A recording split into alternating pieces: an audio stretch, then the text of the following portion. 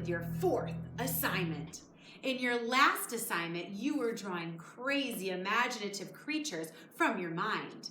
Now this last lesson, we're going to put the buildings together and your creative creatures into one work of art. What you need is simple. We'll take a look at the demonstration to see what you need to take your buildings and your imaginary character and put them together. Okay, artist, start by cutting out all of the buildings that you drew for your first and second assignment. Make sure that they all are traced over with your black marker before you cut. A little top tip about when you're cutting. You don't need to cut exactly along the black line. You can leave a little bit of space and just kind of go around the edge, leaving a little white road around the edge of your building. So I am going to speed this up, so let's move a little faster.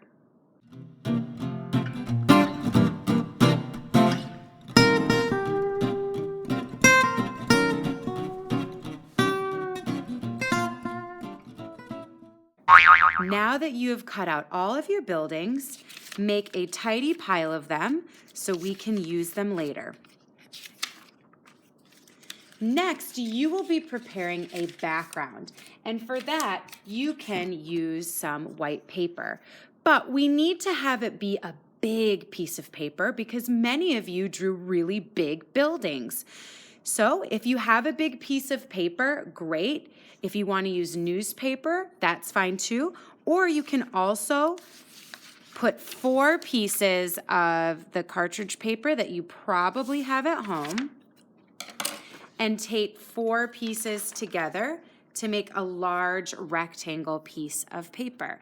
You will need some Scotch tape and maybe a sibling or a family member to help you tape it so you can align the pieces together.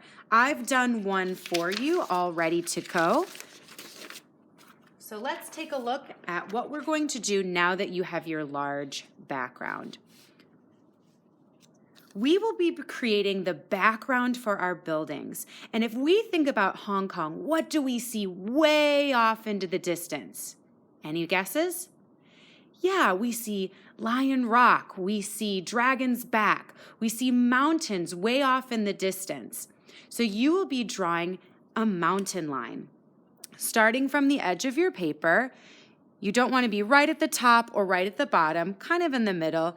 You want to draw kind of a lumpy, bumpy, curved line, kind of like a wiggly line. This can be our mountains in the background. You can also draw some buildings here as well, depending on how many buildings you drew and cut out. So I might even add the harbor line down here. So going towards the bottom, I can draw the harbor line where the water is, down at the bottom. Then it's time to start arranging. Take your buildings and start deciding where you want to put your buildings. They don't have to be exactly in the same spot as the skyline of Hong Kong, but you can just start overlapping some buildings, have some peeking out.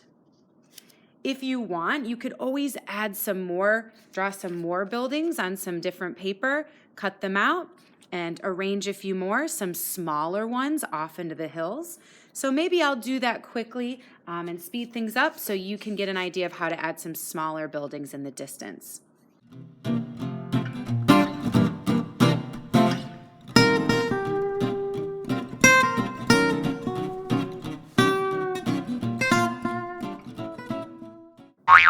Because I've done my buildings different sizes and I've cut them out, notice I can overlap them and I can make it look like the city really looks, with some buildings in front and some buildings in back.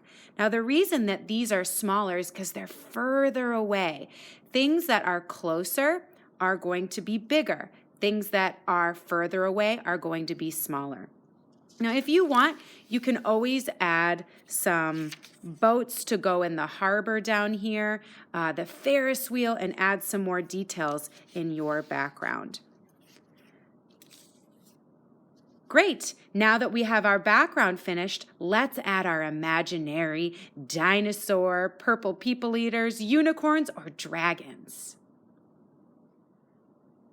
Okay, artists, for this next part, you will need to cut out your imaginary creatures.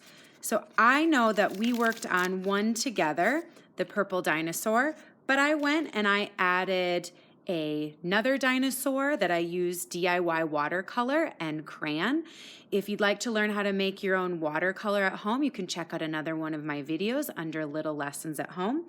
And I also created this crazy pink dolphin, octopus, rainbow unicorn hybrid as well. You can use all three of your imaginary creatures to add to our city skyline, or just one. It's up to you.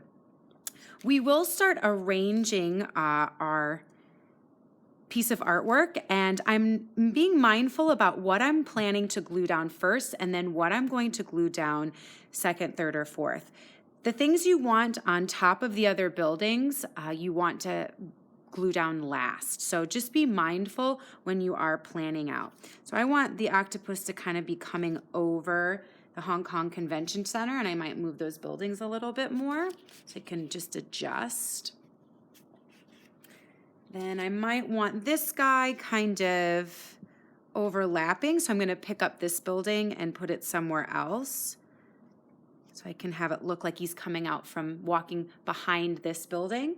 And then maybe the purple dinosaur is right down at the bottom, ready to jump in the harbor to take a dip.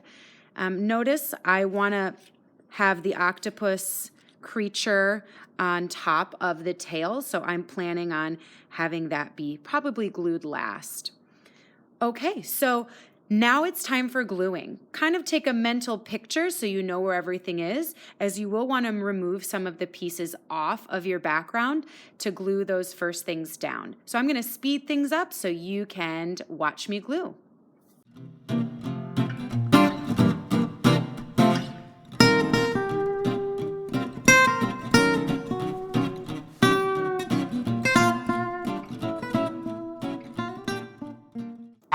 Ta-da! Notice when I was gluing down, I could lift pieces up and rearrange them. It's nice because the glue isn't stuck right away, so you can still kind of play and rearrange until you have your artwork just how you like it. Then you can make sure you glue every little flap down to make sure it's stuck. Artists, you've done a great job using your eyes to look at pictures of iconic buildings and draw them, and also using your imagination to draw crazy creatures. Great job, artists.